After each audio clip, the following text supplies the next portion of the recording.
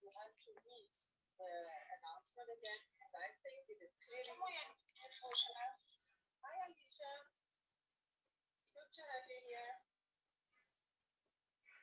Okay, you know, this is the moment when I start the recording. Okay, so let's see how it works. Okay, I see record and everyone is okay with that?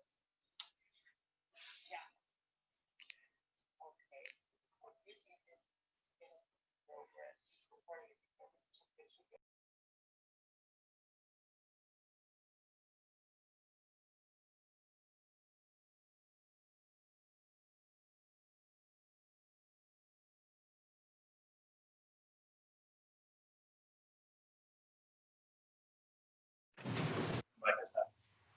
All right. Thanks, sir. Good morning, everybody. This is Wesley Hudson, Chair of Prosperity and Livability Committee, and I'd like to call the meeting to order. First order of business, I need to make sure who is here, so let me call the roll. Michael Holmes, are you with us remote? I am. Cyril Jefferson? I am. And Monica Peters? Here. We have a full committee this morning. In the room, I'm the only member present in the room, is also Councilman Britt Moore, City Manager Randy McCaslin, Eric Almedo, and Greg Ferguson. Our first order of business is we have a presentation from High Point University about our Greenway. Before you all start, I would like to introduce you. In the back of the room is Mark McDonald. Mark is the Director of Transportation for the city, so he deals with the road. And Lee Tillery, right beside him, he's with Parks and Rec, so he deals directly with the Greenway. It falls under Parks and Rec. So those are the two gentlemen that your project falls under. So floor is all yours. And again, I'll remind you to say your name for our virtual audience as you begin speaking.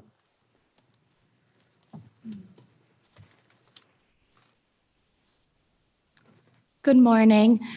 We are the Greenway Extenders. My name is Alexandra Darpino. My name's Sydney Kerr. Mackenzie Martin. Jack Eitner. So our mission is to extend the phase 3 of the Greenway, and that would run from Vale to Westward down Castle Street. The new extension would be a 1.84 mile urban greenway. And the purpose of this greenway is to provide job opportunities, different means of transportation, connect the cities of High Point together in order to strengthen the city's prosperity and economy. Our mission is to improve an underutilized segment of our city in order to build up and flourish the city of High Point. So a little bit about the Southwest Renewal Foundation, who we've been working with.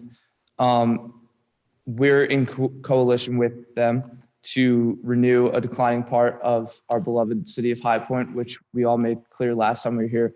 We care about the future of High Point because we want to be here. We want students of High Point to come in and see that High Point is a place that they could see themselves in the future, not just for 4 years. And Southwest Renewal shares the same vision as us. They also work to revitalize the city of High Point, and they hope that in doing so, they'll raise the quality of urban life and expand economic development through phase 3 of the Greenway. So the Greenway has already started. Phase 1 focused on providing opportunities for commercial development and working on connecting the parks and neighborhoods to the center of the city. It also worked on the historical district and preserving a lot of the historical sites that are already here. It also brought in a lot of local business owners and residents that were obviously in full support of the Greenway. Phase 2 focused more on attracting tourists by making it easier to get to said historical sites, and a lot of recreational services were built around that, and the South River, focusing on access to the South River and making sure that people were able to move freely through the city.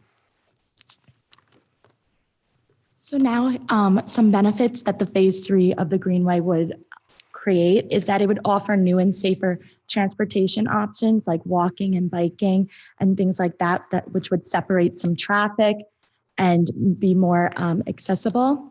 It also would foster public and environmental health.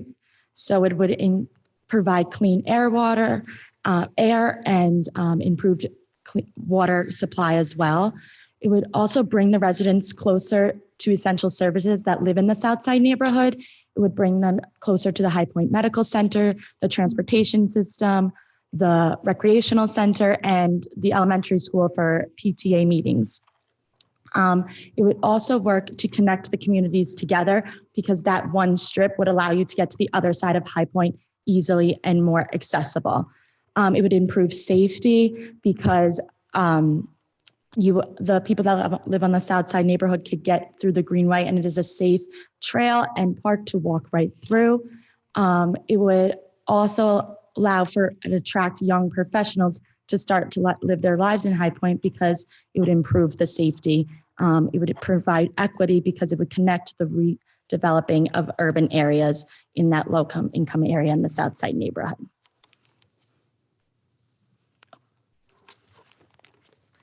So now on to the funds of the Greenway. So the total cost would be $82,009.38.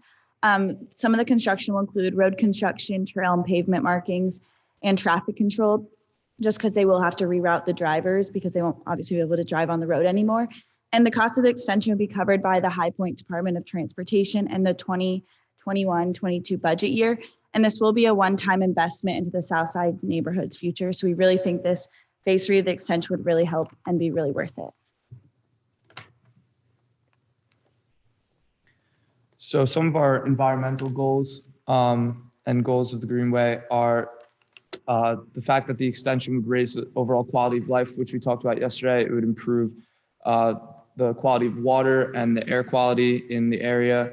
The Greenway would also help residents of High Point live a healthier lifestyle, both mentally and physically, by offering exercise opportunities, which, as we all know, are big for your physical health, but have also been proven to be very important for your mental health as well. These opportunities include an area to walk, an area to bike, basketball courts, which I could see being a great opportunity to connect the community of High Point University and the community of High Point, the city itself, and playgrounds. It'll also give you an opportunity to walk your pet, which is also great for mental health as well as physical health.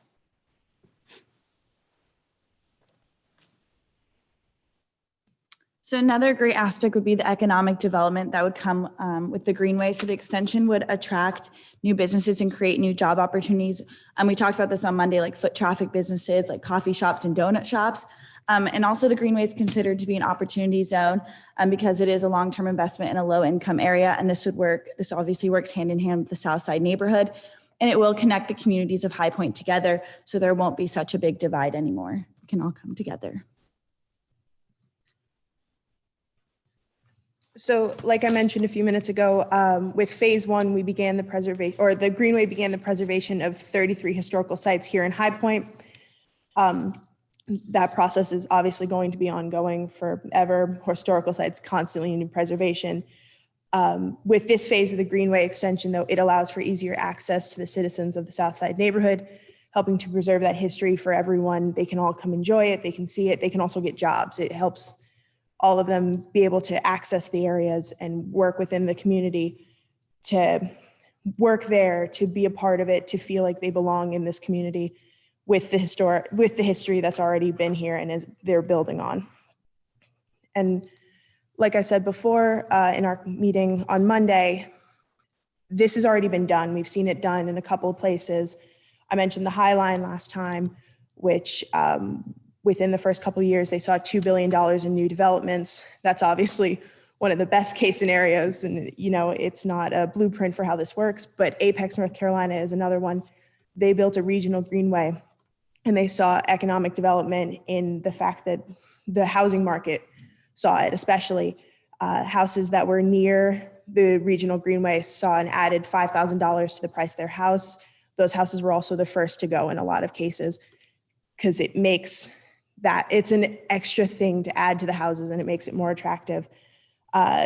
So people are starting to see that these prices are helpful in that cities need greenways and need parks, but you have to make sure that that park isn't just a park by itself in a corner.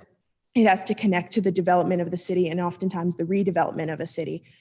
And with that, you have to make sure that it's part of the framework and it fits the framework. And so that's where greenways are so helpful, in that they're built into the framework of the city. They make it more accessible. They make it prettier. They make it more of an economic pull for a lot of companies and businesses that maybe wouldn't think about coming somewhere like this. Those are our references. We feel that the Phase 3 extension of the Greenway would be a great investment into the City of High Point's future.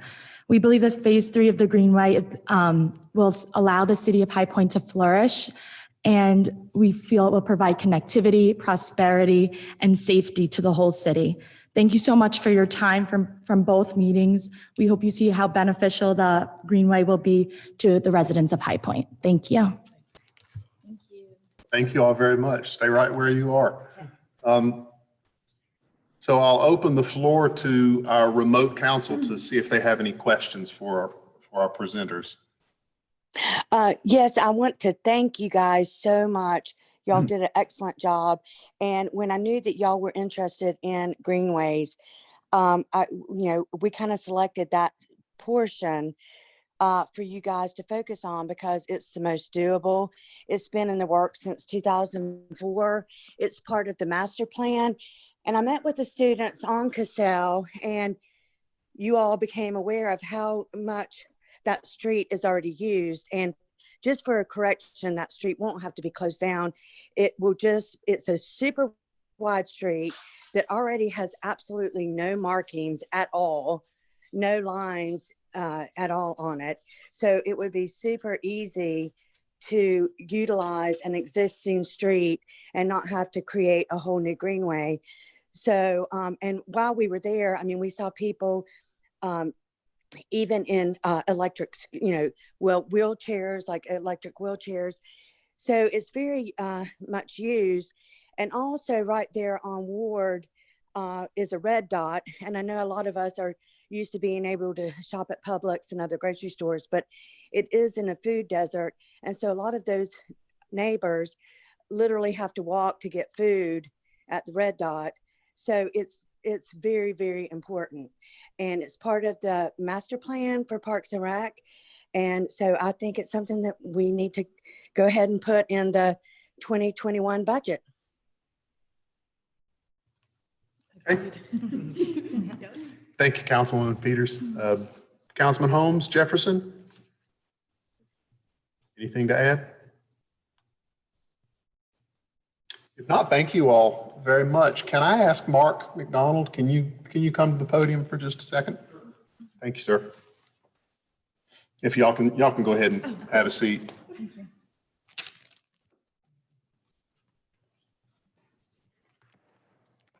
So just a summary, just to bring the rest of the committee up to speed. We've discussed this in the past. Can you tell us what the specific expense is going to be? Because I know it's not construction.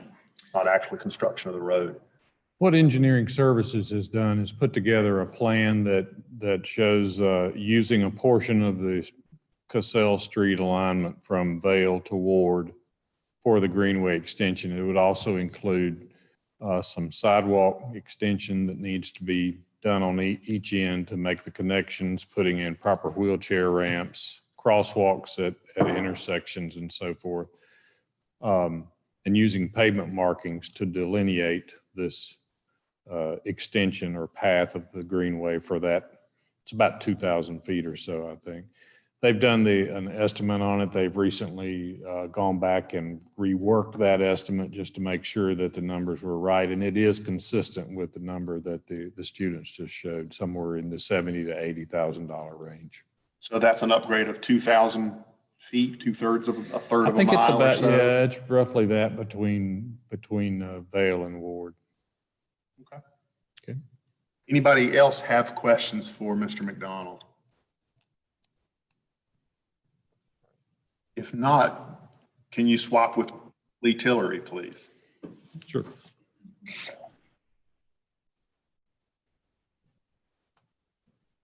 Lee's the Director of Parks and Rec, which controls our greenways. So can you fill the committee in? Is this part of the city's greenway? Who owns this greenway? Who maintains the southwest section? How do we work in partnership with Southwest Renewal? Yep. Yes, I sure can. Thank you, Mr. Chairman. Thank you all for that presentation. That was excellent. Y'all all have a future in Parks and Recreation this year. Really, it's a lot of fun. Where we are now, as far as Greenway planning, just to take a step back, the Southwest plan is in place. It was put together in coordination with the city. Alta Design did a great job. So where we are now is that we're developing a comprehensive master plan for the city. So the council approved that contract with the same group, Alta Planning and Design out of Durham, to develop a comprehensive Greenway master plan for the city. And in talking about what that plan would look like, and already having what is a super plan in place with the Southwest, we're going to adopt that Southwest plan into this greater master plan that will cover the entire city, the comprehensive plan. We expect that plan to be completed sometime in April or May, spring of next year. We'll certainly bring that to our Parks and Recreation Commission and to the council for adoption as well. So the Southwest plan will be included in that. I think this will give us an opportunity when we have that greater plan to look at maybe some low-hanging fruit or some areas that we have some easier connections, some corridors that are very important to the city, and allow us to prioritize where we want to go from here as far as, either land acquisition, construction, if we have it available, really getting into more of the detailed planning and design, because we'd have an overall scope, an overall priority list for us as far as developing greenways and moving forward. I will say, since the pandemic and since the finalization of the Deep River connection last year on the High Point Greenway, we've seen numbers go sky high with greenways and trails. A lot of people being outside due to the pandemic, being able to social distance outside. So trails are really getting a lot of use. Our popularity was already high with the trail, but with that connector, with the Southwest plan and with where we are with the pandemic, greenway use is at an all-time high. So I'm glad to see some more work going towards it. And I'm glad to see some more interest. And again, I think if we, incorporating the Southwest plan into a greater plan for the city and being able to prioritize those corridors and where we need to go is very important. I think we'll be able to do that come the spring. Excellent. Thank you. Any questions from the committee for Mr. Tillery?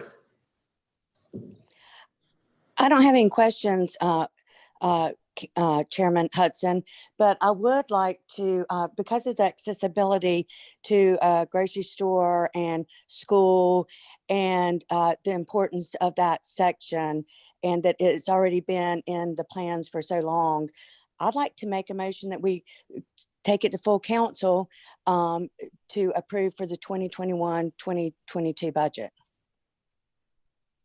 Okay, there is a motion on the floor. Chairman Hudson, I second the motion. Councilman Jefferson? For a second, is there discussion on this?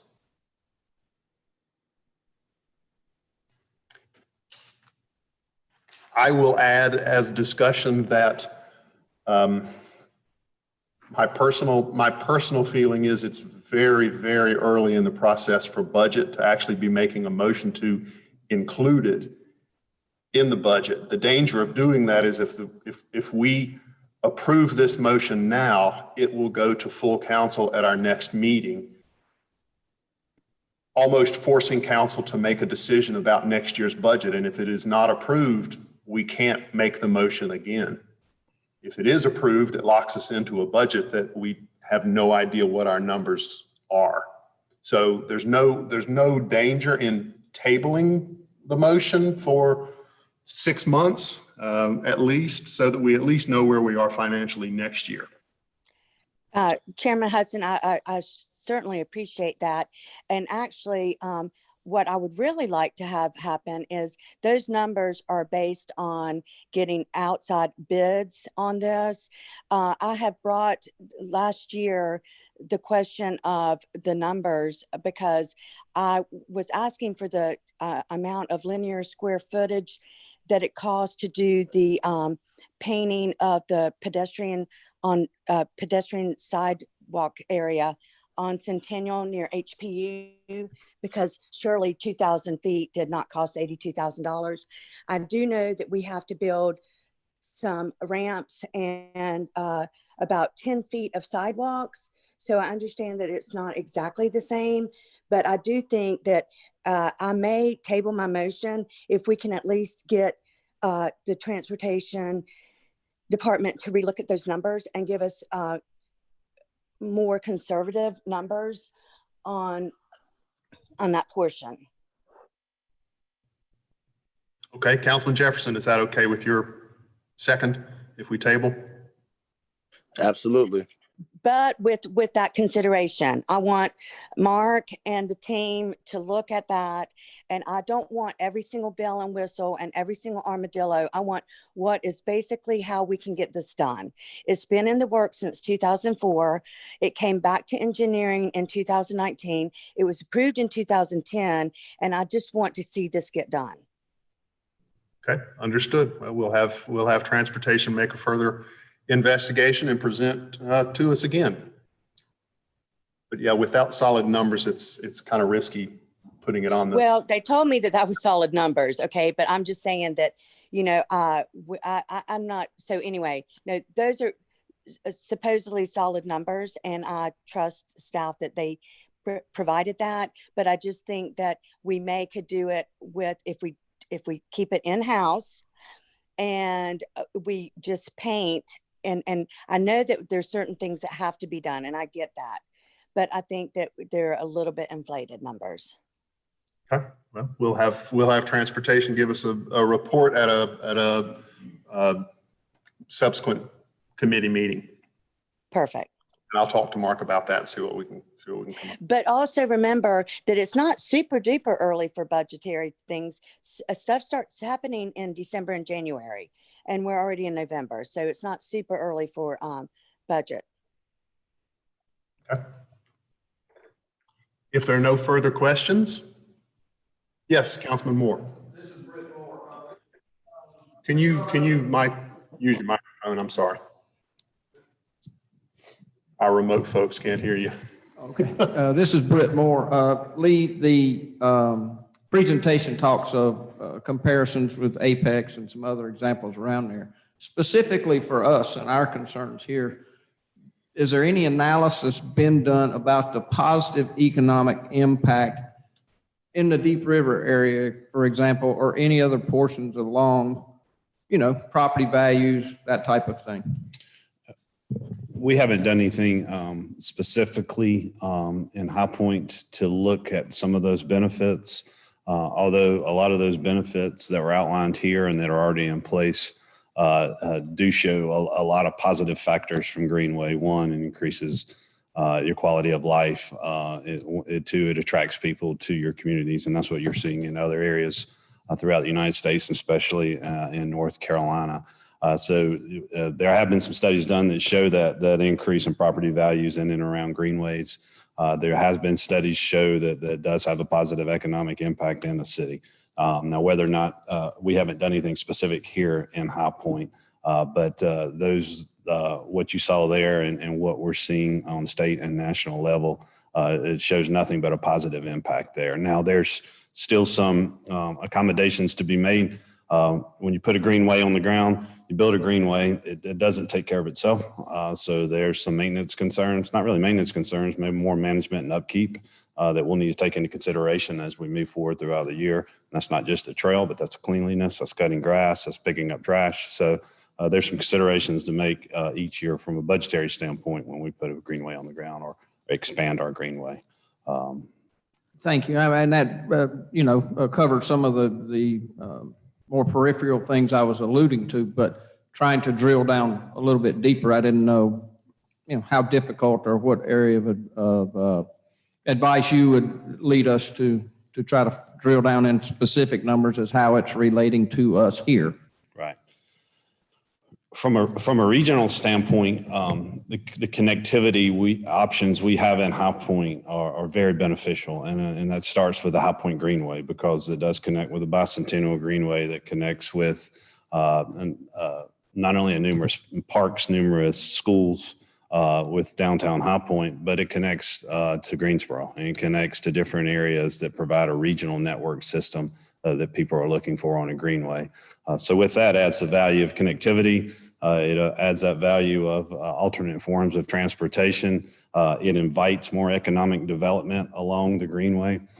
An example of what we have right now on the High Point Greenway is the Jamestown Golf Course. It benefits from the Bicentennial Greenway because people drop off the Bicentennial Greenway to go get something to eat or stop and use or go to the restaurant there in Jamestown.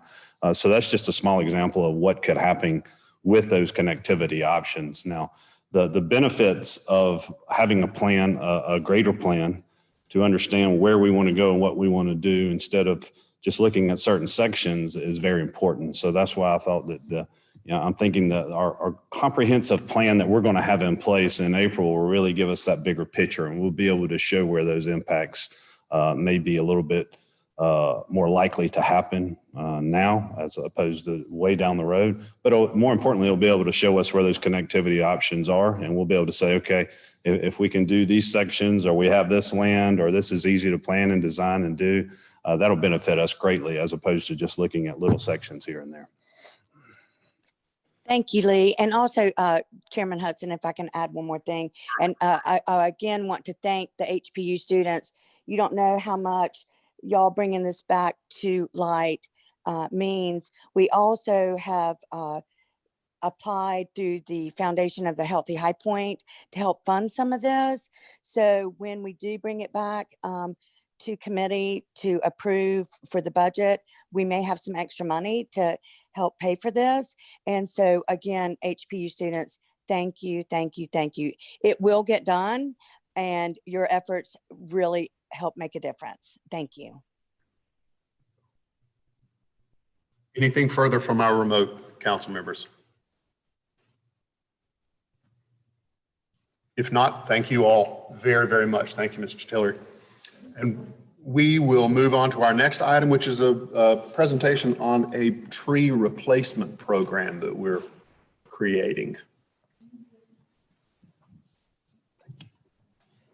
Thank you all. Robbie Stone will be making this presentation.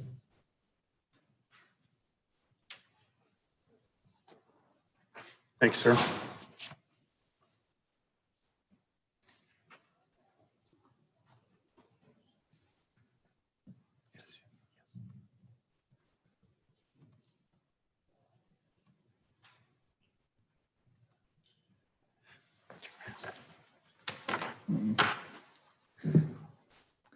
Hello, everybody. I'm Robbie Stone, the City of High Point Public Services Department.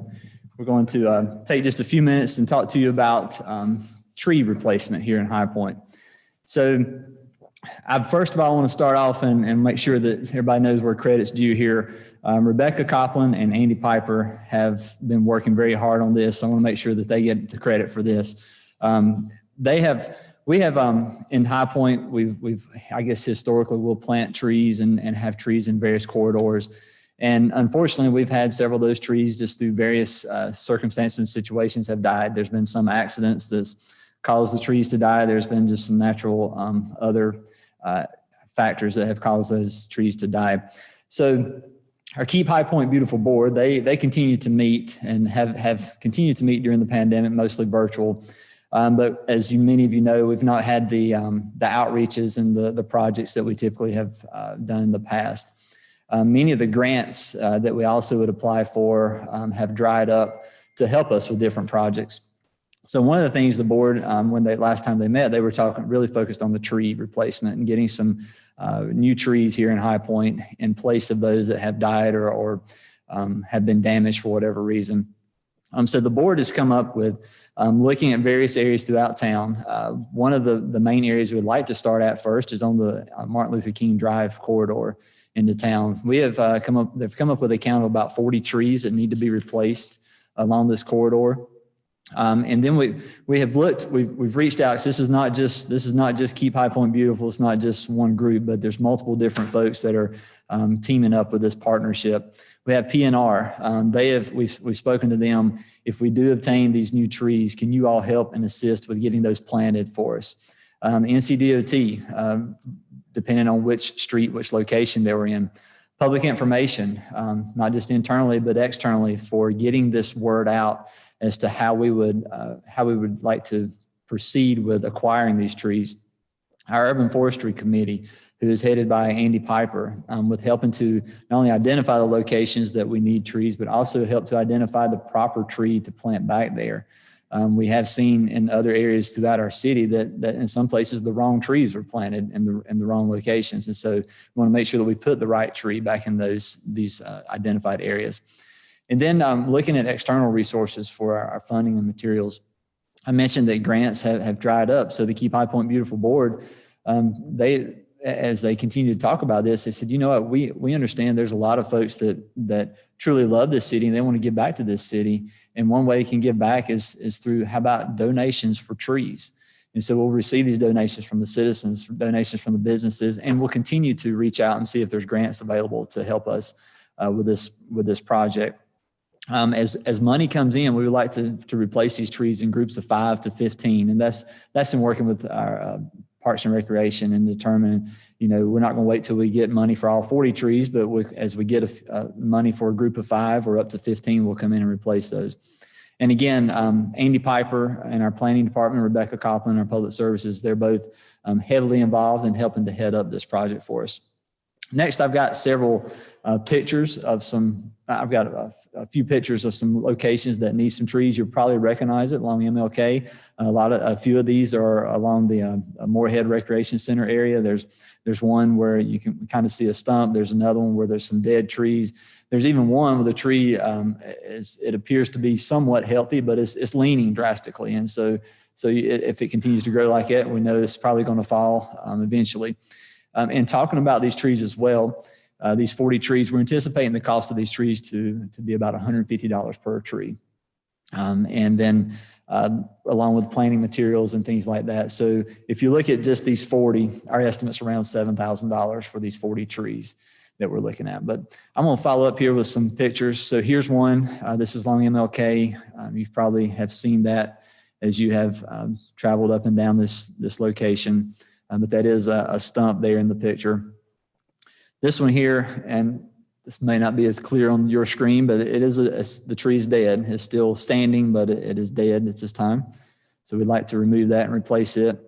Here's another one, similar scenario there. And then here's one that's leaning. Tree appears to still have growth, but it's leaning, and as it continues to grow, it's just going to potentially fall out into the street and sidewalk there and create some issues and hazards there. So at this point, again, I want to thank Andy Piper and Rebecca for their efforts in leading this and bringing it forth to us. And I'm open for any questions or comments that you may have. I'll open the floor to our remote council members first.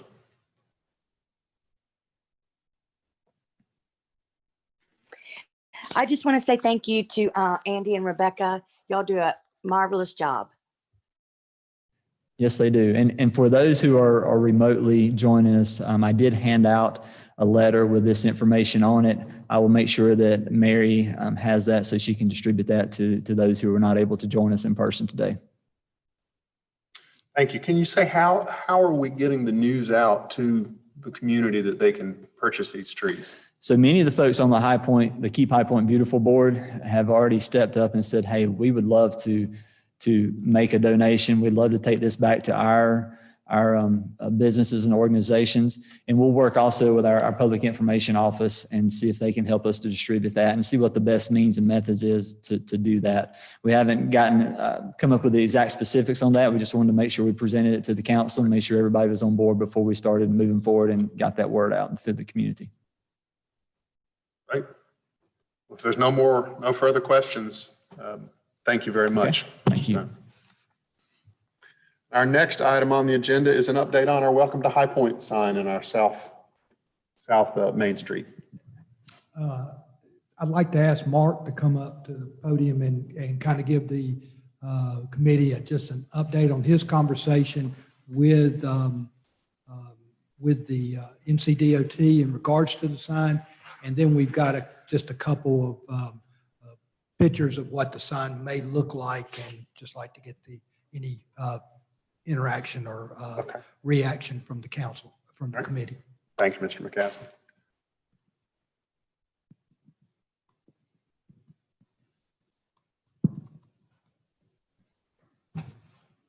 Should get some pictures shared on your screen in just a second.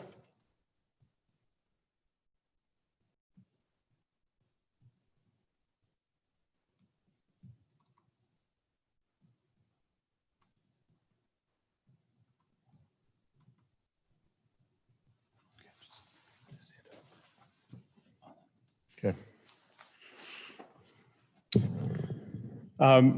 Yes, just as a follow-up to previous discussions about this, just to give you an idea of what the sign will look like. This is a picture now that's out on Interstate 74 coming into High Point.